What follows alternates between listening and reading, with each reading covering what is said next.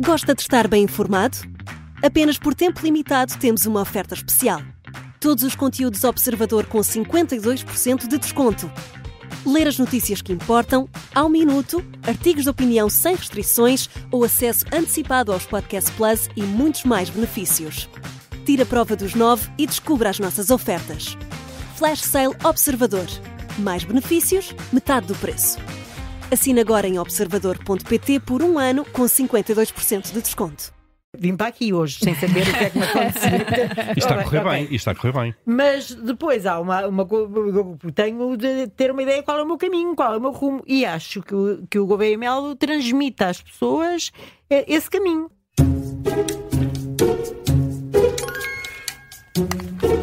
Seja o que Deus quiser, vá. Este é o som da Comissão de Inquérito. Connosco já está a antiga Diretora-Geral da Saúde, Graça Freitas. Bem-vinda. Bom dia, Bom dia. É um gosto tê-la connosco. Obrigada. São 5 perguntas. Por cada resposta certa recebe 5 pontos. Se pedir a nossa ajuda e acertar recebe 2. Se errar não recebe nada. Está bem? Parecem justas as regras. Não posso mudar. Seja o que Deus quiser, não é? Como estava a dizer. Vamos lá então. A primeira, penso que seja muito fácil para si. Quando é que a Organização Mundial de Saúde classificou o surto de Covid-19 como pandemia? Bem, eu trago uma cábula. Tenho as datas todas aí. Tenho as datas todas aqui. Eu não sei porque tive uma suspeita. E como tive um feeling, vou até dizer uma cronologia então que é gira, que é para ganhar os meus 5 pontos com bónus. Sim. Para descontar na próxima. Portanto, é melhor ter bónus. Dia 23 foi o acontecimento, 23 de janeiro, estamos a falar de janeiro. 2020. Foi aquela célebre lockdown em Wuhan. E, portanto, começou com serem 18 milhões de pessoas, depois passou para 50.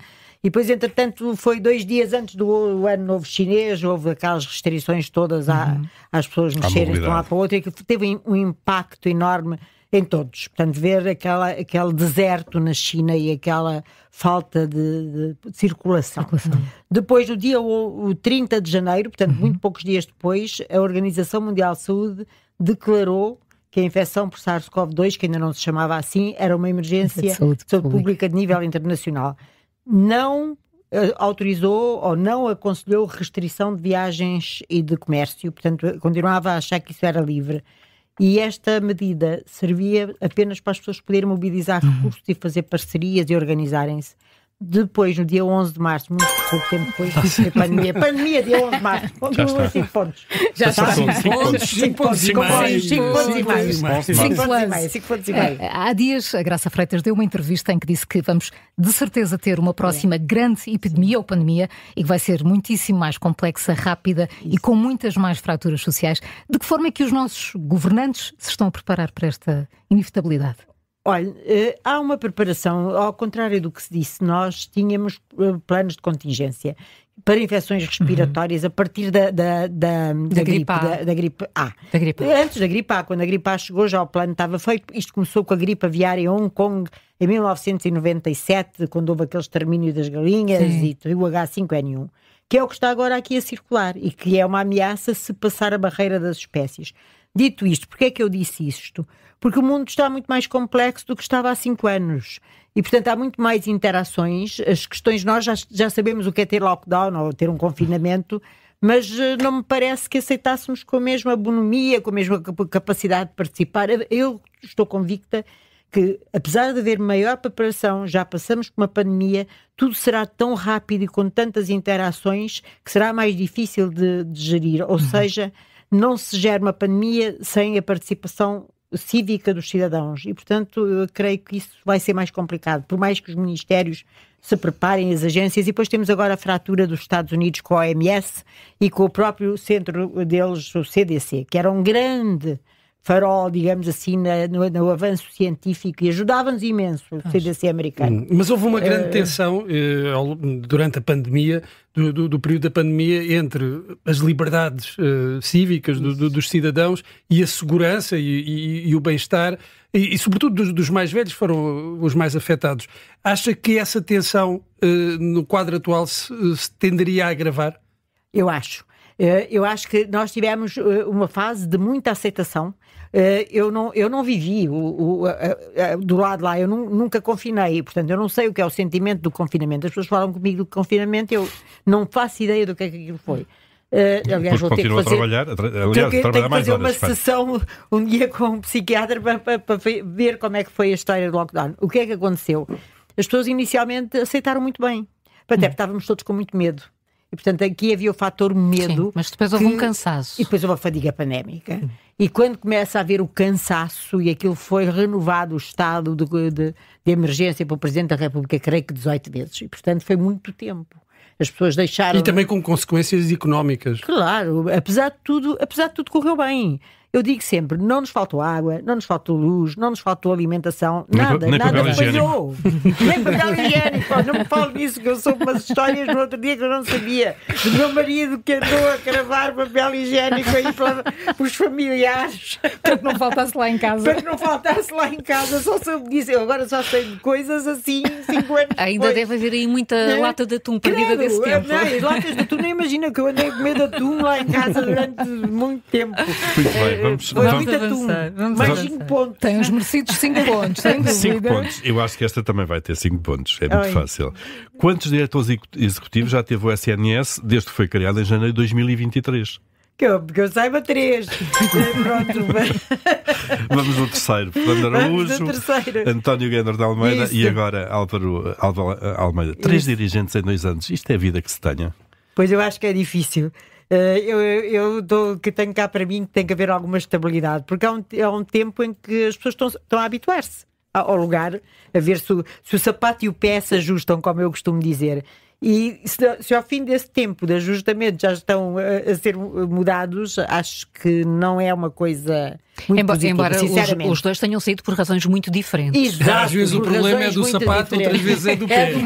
Outras vezes é do pé, exatamente. Mas de qualquer maneira, eu acho que tem que haver uma estabilidade, porque se não tivermos um rumo e depois afinar o rumo, ou afinar o tiro, se quiser usar outro tipo de linguagem, é difícil de fazer. Porquê que não temos rumo no SNS? Diga? Conhece muito bem o setor, o Serviço Nacional de Saúde. Porquê que não ganhamos rumo no SNS? Pois eu também não sei. Está difícil, de facto. Eu conheço bem, estive a trabalhar há 43 anos, fui sempre uma funcionária pública, como sabem, e vi fases de pujança, entre aspas, porque nunca foi assim uma pujança muito grande, mas fases positivas em que as coisas estavam a caminhar no sentido ascendente, enfim. Vi uma expansão da rede dos cuidados primários, vi a cobertura universal de saúde, trabalhei em bancos de urgência que não eram bons, mas que eram aceitáveis para as necessidades da população, que mudaram muito. O problema aqui é que, nestes anos todos da SNS, o povo que o SNS tem que servir, a população, não é igual. E se não é igual, tem outras necessidades. E se tem outras necessidades, além de... tem que se encontrar um rumo, e esse rumo tem que responder, mais uma vez, sapato e pé, às necessidades das pessoas. Eu acho que há um desfazamento nos últimos anos entre o que as pessoas precisam, o que as pessoas querem, as expectativas que têm, e o que o SNS lhes está a dar. E esse desfazamento é... E acha que também nos últimos anos, claro, tem havido mudanças, alterações demográficas, mas também tem havido uma ideia diferente das pessoas em relação à própria saúde, à valorização da saúde. Isso também tem impacto depois na forma como o SNS presta o serviço, ou a forma como os utentes do SNS encaram a prestação dos serviços. É isso. Portanto, há necessidades e há expectativas, e hoje as pessoas são muito mais exigentes e têm expectativas de outro nível. Eu agora sou provedora do doente no IPO e ontem tive 2 reuniões com associações de doentes e, de facto, as pessoas têm outro nível de exigência em relação a um serviço do qual nós somos os acionistas. Portanto, a população é a acionista do SNS através do IRS e outros impostos. E é por falta de capacidade de gestão? É por falta de recursos financeiros? Eu acho que é multifatorial, é um bocadinho de talvez disso tudo, mas sobretudo tem que haver um rumo e um investimento estrutural. Se não houver um caminho, uma ideia, se calhar há e nós não sabemos. Eu estou aqui a falar, já não estou no ativo. Mas se a Graça Freitas não sabe, é porque não há, certamente. Tem que haver um rumo que seja até percepcionado por nós, pela população. E depois desse rumo há que o dotar das características e de tudo o que for necessário para pôr o carro em andamento. E acho que há uma falta de rumo estratégico e uma falta de investimento estrutural. Estamos a tentar resolver os problemas urgentes, em linguagem médica, é pôr um garrote para uma hemorragia e não resolver as causas da hemorragia, e portanto é uma coisa que resolve no imediato, mas depois o problema mantém-se. Gostava que houvesse uma maior e melhor articulação entre o sistema público, o sistema privado e o sistema social. Tem havido muros demais nessa matéria? Claro que tem havido muros e tem que haver, de facto, isto é um sistema de vasos comunicantes. Nós somos os mesmos 10 ou 11 milhões de pessoas aqui num retângulo. Durante a pandemia até se questionou. Isso, e portanto houve ali pequenas coisas durante a pandemia que numa altura de aflição funcionaram. E de facto foi a necessidade aguça o engenho e as coisas acabaram por se articular. É evidente que tem que haver complementaridade, mas tem que ser uma complementaridade clara, transparente e justa. Se não for transparente, é um grande problema, porque nós não sabemos o que é que está a passar nos vasos comunicantes, no que passa de um lado do sistema para o outro. E, portanto, acho que também a transparência, e nós sabermos, vou falar nós, os cidadãos, sabermos o que é que está a passar. Do SNS, os acionistas do SNS, porque é isso que nós somos, de facto. Temos que saber o que é que se está a passar e como é que estão a comunicar esses vários setores e o que é que passa de um lado para o outro, o que é que passa em pessoas, o que é que passa em assistência de saúde e o que é que passa em volume financeiro, e depois isto tem que ter aqui uma justiça social para nós nos sentirmos confortáveis. Tem 10 pontos neste momento, o máximo são 25. Tem 10. Só tem duas perguntas? Não podia ter mais. Tem o máximo, neste momento não podia ter mais que 10. Tem 10 e meio. Eu pensei que já tinha as perguntas todas e que já dava nos 25, já a caminho 26. Nunca ninguém conseguiu 25, portanto está no bom caminho. Está no bom caminho. E arrisca-se. Olha, eu tenho-vos a dizer que eu tenho vento para ganhar os pontos. Eu jogo pouco, mas quando jogo quero ganhar. Agora vamos aqui pesquisar a vida íntima de uma pessoa. De uma pessoa, não, de uma personagem. Do Popeye. Do Popeye. Um marinheiro que comia espinafres para ficar. E tinha uns grandes músculos. E tinha uma namorada. Como é que ela se chamava? Olivia Palito, isso mesmo. Mais 5 pontos. Mais 5. Já vai aí. Eu imagino que soubesse isto tão bem porque conviveu muito tempo com um homem da Marinha. O Almirante Gouveia Melo, não foi? Sim. Bastantes meses. Todos os dias, praticamente. Cumpriu a missão da vacinação. Cumpriu. Acha que seria um bom homem para ter o tal rumo e estratégia que diz que falta e para ser Presidente da República? Não comento. Eu tenho cá para mim que o que se passa em Vegas fica em Vegas e eu, de facto, tive um contacto prolongado com o vice-almirante Gouveia Melo naquela task force da vacinação que foi muito bem sucedida, tem que se dizer, porque é verdade.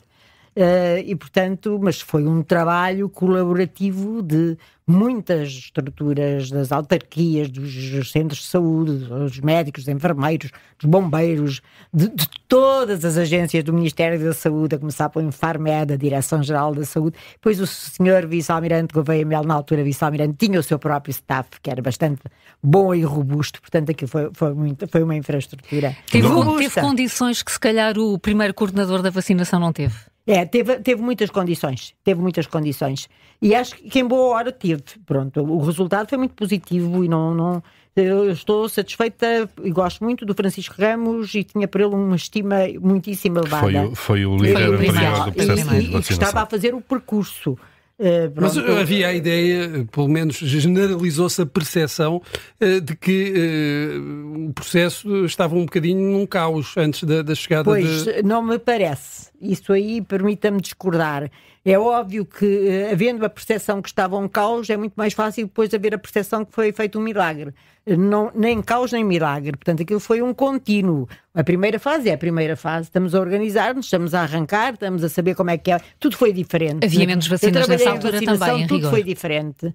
Chegaram poucas vacinas de cada vez. Havia o mecanismo europeu.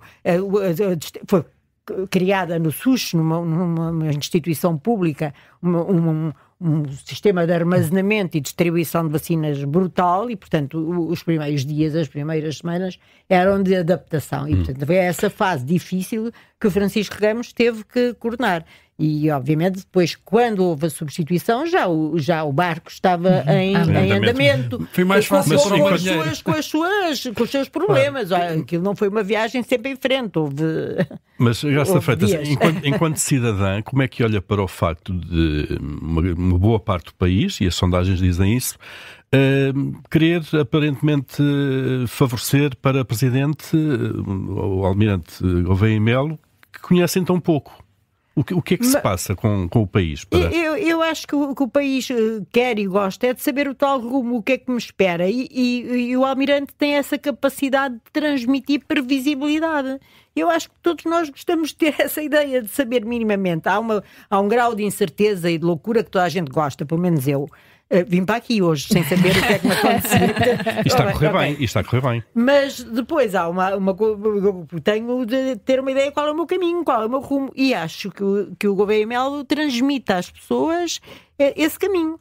Diz-lhe, olha, eu quero ir de A para B e vamos de A para B em 8 meses e de carro, ou uma coisa qualquer. E essa previsibilidade acho que é o que as pessoas estão a precisar, porque nós estamos num mundo altamente incerto, com muitas variáveis e tudo mexe, parece aqueles filmes que as escadas estão lá e depois já não estão. Só vi um desses filmes, não vou dizer o nome, mas as escadas fugiam do sítio. Assim, o que lhe passou pela cabeça, tendo estado envolvida também na gestão da pandemia, ser candidata à presidência? Não. Há vocações que não tenho de todo. Eu não sei muitas coisas sobre mim própria, mas sei que há vocações que não tenho mesmo, não tenho. Portanto, era impensável. Nem para a presidência da Junta de Freguesia, desculpe lá. E se fosse, era para agora aí que eu queria ir. Vai haver mais, parece. Não concordo nada com isso, mas enfim, lá a minha, que é para poder escolher as árvores, ainda pensaria 2 vezes. Vamos à quarta pergunta da Comissão de Inquérito. As perguntas são difíceis. Não, esta não é nada. Vai fazer os 25 difícil, pontos, vai ser a primeira. Vai ser a primeira. Quem é considerada a fundadora da enfermagem moderna? Eu não sei, eu conheço a Florence Nightingale. E conhece muito bem. Mais 5 pontos. Já tem 20. E a última parece-me que é de cara. Não disseram nada. Se tivesse ao escutador, sentia o som que a Maria João coloca. É bom que se diga que eu não fazia ideia. Vi às cegas, agora não vou saber a quinta, querem ver? Vai. Vai fazer pela primeira vez 25 pontos. Precisamos aqui de um hino. Antes de avançarmos para a quinta e para ver se consegue, a Graça Freitas consegue chegar aos 25 pontos, deixe-me perguntar-lhe em relação ao papel das mulheres, que enquanto cuidadoras é socialmente aceite, mas as coisas mudam um pouco de figura quando as mulheres ocupam cargos de liderança, mesmo num setor como o da saúde. Sentiu dificuldades acrescidas no sentido de impor a sua autoridade até aos olhos da população por ser mulher? Eu lembro que na altura também a Ministra da Saúde era uma mulher. Olha, eu não senti, eu acho que fiz um percurso de vida que me permitiu não ser muito permeável, enfim, ao que se passava à minha volta. Eu não fui uma líder de livro, eu liderava como me sentia, tinha muito a ver com as minhas... Era intuitiva com as minhas percepções. É evidente que tinha formação, fiz cursos de gestão, não foi por geração espontânea, portanto tinha uma formação teórica e depois consegui fazer um percurso de certa forma blindado em relação a inputs externos negativos e, portanto, olha, era assim, se alguém mais alto, mais homem, mais não sei o quê, olhasse para mim de cima para baixo, eu também não me ralava muito.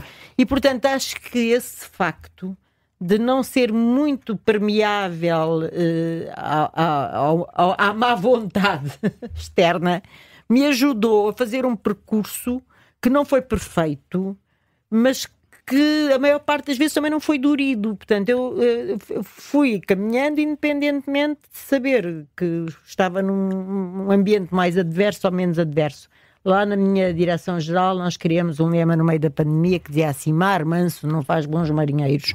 E quando as coisas me corriam muito mal, quando as coisas me corriam muito mal, a malta dizia em coro: olha, mar manso não faz bons marinheiros. Tipo, olha, agora és a diretora-geral, paciência, é a tua vida. Mas foi muito isso, sem dar por isso. Olha, que eu estou a fazer esta análise e a responder para os meus 5 pontos agora, que estou reformada e que já pensei no meu percurso.